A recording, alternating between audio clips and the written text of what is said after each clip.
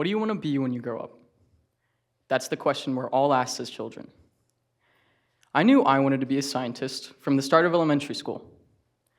I'm not sure what it is about being a kid and deciding that your infinite childhood knowledge qualifies you to determine your fate, but it seems to be something that most people go through, and usually you grow out of it.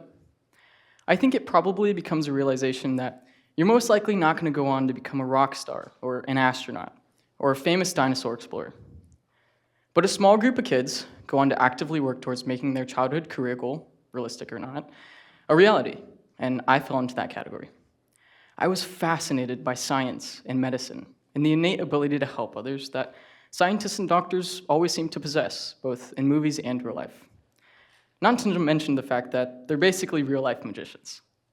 So there I went, having my young mind made up, 100% sure that the path of being a scientist was for me. And what better way to ensure that I was going to reach my destination than crafting what I like to call an ultimate master plan? I would make this dream happen. Nothing was going to stand in my way. So I started to formulate my master plan with the knowledge I had thus far. I knew I needed good grades to go to a good college. Simple enough. Now, if you fell into the latter category and didn't have your mind made up about what exactly you wanted to be when you grew up, that's okay. Crafting an ultimate master plan is inevitable for most and varies on what stage of life it's brought into play. Life's been curated to be rather rigid in that sense, to be structured unforgivingly to the entropies of existence, or in other words, making it so having a master plan isn't really a choice. Everyone has a master plan of some sort, and everyone's experienced what happens when this plan doesn't go as planned. The first time I had to adjust my master plan was my parents' divorce when I was in 3rd grade, and this change did not go over well. I switched schools about 4 times in the span of a year, none of which being part of my plan. As you can see, my list clearly did not include a step for parents' divorce, but I squeezed it in, put it in writing, and kept trudging on. This was the start of the series of adjustments that were to come later down the line and ultimately lead to the total reconstruction of my master plan, but not to get too far ahead of myself. In addition to having to say goodbye to my childhood home and my friends, which I thought was essentially the worst thing that could happen in the world of a 3rd grader, I also naturally started to fall behind in math, with each school at a different stage of 3rd grade math curriculum. Numbers had never really come easy to me in the first place. After settling at a final elementary school for 4th grade, I worked hard throughout the year to catch up to my peers. My ultimate master plan didn't go up in flames, not this early at least, just needed a few minor alterations and we're back in business. Also at this time, my family, which once consisted of me, my parents, and my 2 older brothers, exponentially grew with the addition of new step-parents and step-siblings. By 5th grade, I had pretty much caught back up to the standard student level. I had a new appreciation for school and never wanted to feel behind again. I started 6th grade strong and fairly confident in myself and my academic abilities. With my step-siblings being enrolled in the school's advanced program, coupled with the school's recommendation I be tested for the gifted classes, I took the chance and accepted it with tenacity, creating a newfound sense of healthy sibling rivalry and furthering my faith in my educational skills. While being a smaller, more manageable adjustment to my plan, this change still wasn't easy. I spent 7th and 8th grade working hard to keep up with the increased school commitment and adapting to the new environment, staying after school for math tutoring and often working one-on-one with my teachers. While parts of the program made me question my decision, it was through this opportunity that I was able to sleep under a rocket at Kennedy Space Center and camp in the Keys. It was this decision that made graduating middle school a proud moment for me and showed me what adapting to changes in my plan could really do. And despite not originally being part of my plan, I would find that this small choice would have a big impact on my educational success later on. My experience in middle school inspired me to continue this track in high school, and I applied for the Cambridge Advanced International Certificate of Education, or the ACE program. This made it possible to get college credits while taking high school courses.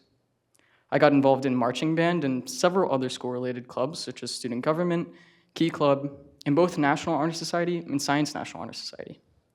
I had more control over my success than I've ever had at this point, and I ran rampant with it. I took what were commonly thought to be the less sought-after courses, like chemistry and biology, and even went on to take A-level biology, the furthest you could go at my high school. I enjoyed challenging myself, almost like I had forgotten that I was ever behind in school at all. It was at this time that the plan changed once more. I didn't want to just be a scientist now. I wanted to be a doctor. I now needed a plan that would demonstrate my passion for medicine, my devotion to my community, my desire to be a lifelong learner. That's a lot to ask from a plan, but I started to gather the necessary pieces to accomplish this goal and restructured my plan. I not only needed to go to a good college now, but I also needed extracurriculars, philanthropy, a solid MCAT score, and much, much more. Then it came time to apply to colleges in my senior year. I had luckily managed to avoid senioritis for the most part until I was tasked with the dreadful duty of applying to colleges. My SAT and ACT scores fell short of the mark, and this may come as a shock, but my math scores of all things were holding me back, believe it or not.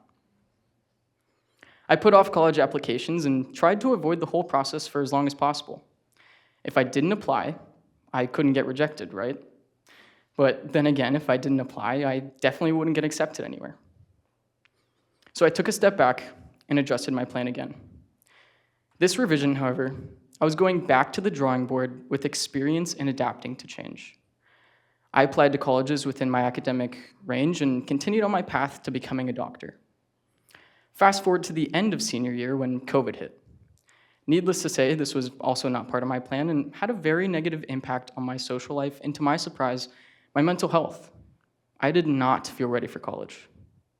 But during the lockdown, I was accepted to USF and was able to cross that off my list with a breath of relief. Despite the rocky start, college is where my dream really started to become less of a dream and more of a realistic goal for me. I moved away from home and got involved on campus through several different clubs and organizations, giving me the chance to connect with people who had similar goals. I started working around actual physicians, observing medical procedures, and learning about the different paths to medical school, all of which confirming that my passion was in medicine. Socially, college was going great. I was getting all of the experiences I had planned for and having a genuinely good time. But academically, I felt like I had started to hit a wall. I was making it through my classes, sure, but sometimes just barely slipping by, especially for some of the more difficult courses. While I was collecting all the pieces for my plan, I also subsequently racked in a few C's on my transcript, and while this sounds like a relatively minor setback, these few C's created a big problem for me in the long run. My GPA had taken a hit, and I wasn't sure if I could recover it with the amount of credits I had left for my degree. This basically led to what I can best describe as a downward spiral. Here it is, the big implosion. My GPA was no longer competitive enough for most medical schools on its own. This really started to make me question everything. Was this actually a realistic goal for me? Was I just trying to fulfill some childhood dream, or is this really what I want to do?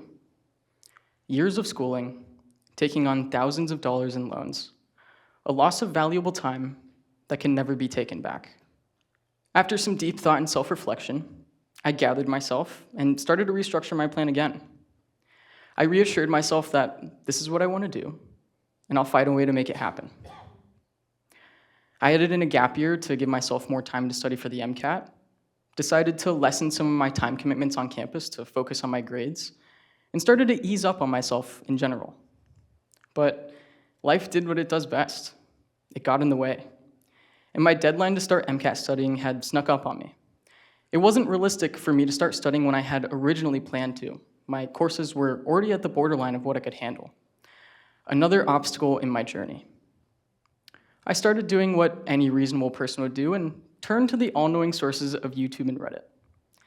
I started trying to compare my situation to others, listening to the testimonies of people who had bad GPAs in undergrad and how they were able to successfully make up for their lack of GPA by scoring in the top 90th percentile on the MCAT.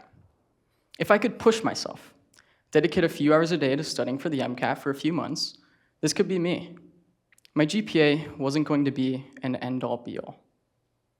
Uncertainty and I go way back, and I like to think that we used to be arch enemies of a sort. My love for structure and solid plans was often squashed by uncertainty, which single-handedly dismantles with no regard. You have no choice but to include uncertainty in your plan, which seems defeating to the whole premise of having a plan in the first place. I spent years actively trying to fight against the effects of uncertainty in my plan, feeling discouraged when I needed to readjust. But to have a successful plan is to acknowledge that uncertainty exists, and may very well affect your plan. Accepting this as a fact is required for having a realistic plan, as I've learned. I've gone through the extreme effort of creating a more visual explanation of this concept and really exhausted my mathematical skills in the process.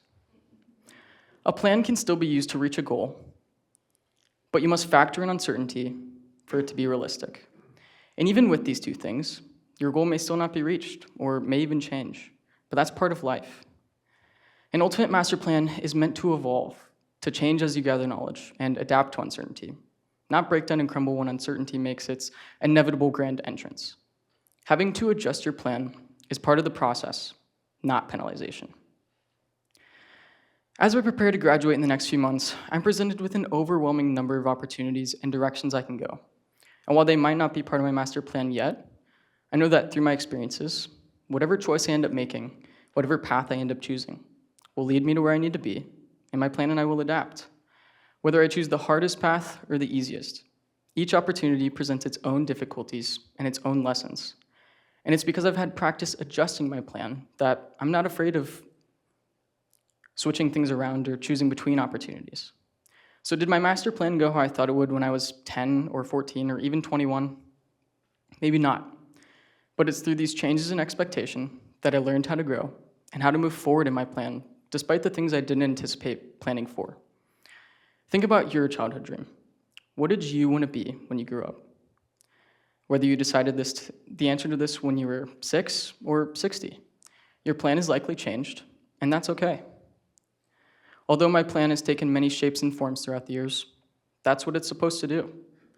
I've grown and changed, and it's only fitting that my plan has as well. And while I'm still planning on going to medical school and eventually becoming a doctor, I've come to terms with the changes in my plan and have learned to accept uncertainty where it lies.